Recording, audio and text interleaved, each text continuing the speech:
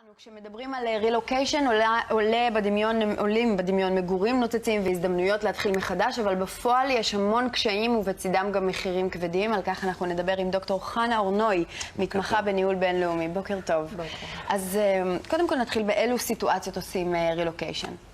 הייתי אומרת שיש 3 סיטואציות עיקריות. הסיטואציה הכי נפוצה זה בעצם הארגון מקום העבודה, שולח את העובד המנהל לתקופה מסוימת, שנה, שנתיים, 3, לעשות משימה בינלאומית, ואחרי שהוא מסיים אותה, אז הוא בעצם חוזר חזרה הביתה, לארגון ששלח אותו.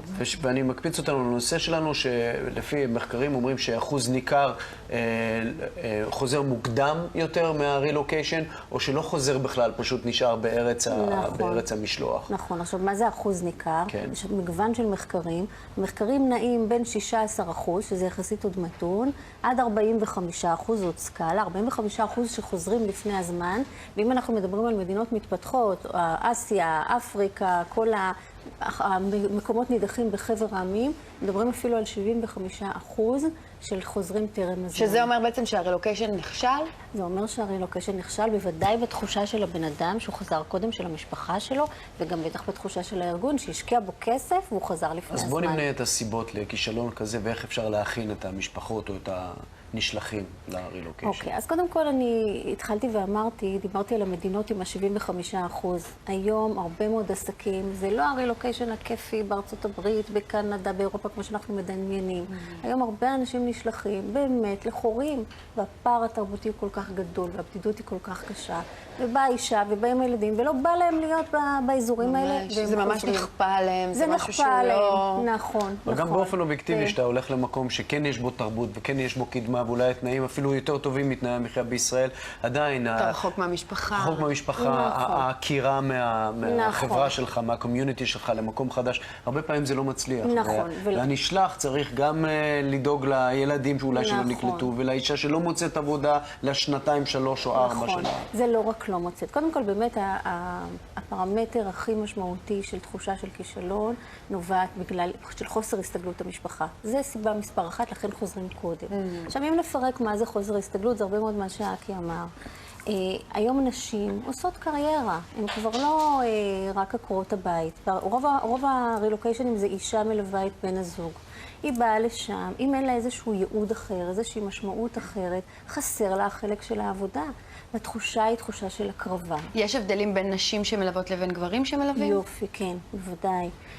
אמרנו רוב הנשים. יש עדיין הרבה מאוד גברים שאומרים, אין בעיה, אני מלווה את אשתי, אני הופך להיות עקר הבית, אני נותן לך, אני מפרגן לך 2, 3.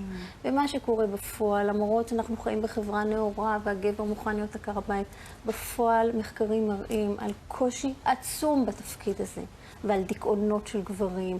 אז המצב הרבה יותר קשה. אז זה נשבר פה, שאחרי כמה חודשים פה שזה מתרסק. כן, הרצון הטוב הזה מתרסק. ממש. אז איך אפשר בעצם להכין משפחות למאמץ כזה, לרילוקיישן? אני הייתי אומרת ככה, יש פה כמה היבטים. היבט אחד זה היבט של הארגון ששולח. איך היום הארגון מחליט את מי הוא שולח? הוא לוקח את העובד הכי טוב שלו. הוא אומר, הוא איש מקצוע מעולה, הוא יצליח.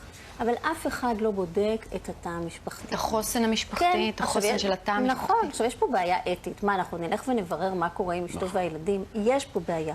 אבל אני טוענת שמוכרחים למצוא את הדרך לעשות את זה.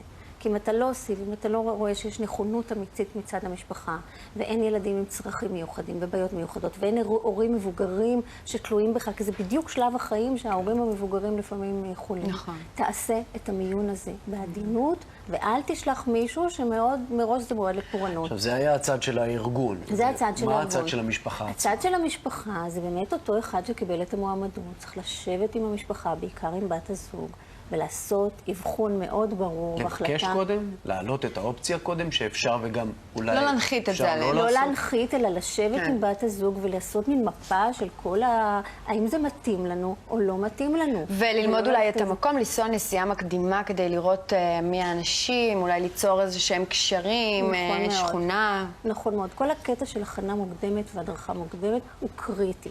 עכשיו, זה יכול להיות בנסיעה קודמת, כמו שאמרת. זה יכול להיות בלדבר עם אנשים שעשו את הצעד הזה קודם. לקרוא על המקום, ללמוד על המקום. לא לעשות את זה אם אין את המוכנות. אוקיי, אז דוקטור חנה אורנוי. תודה רבה שבאת.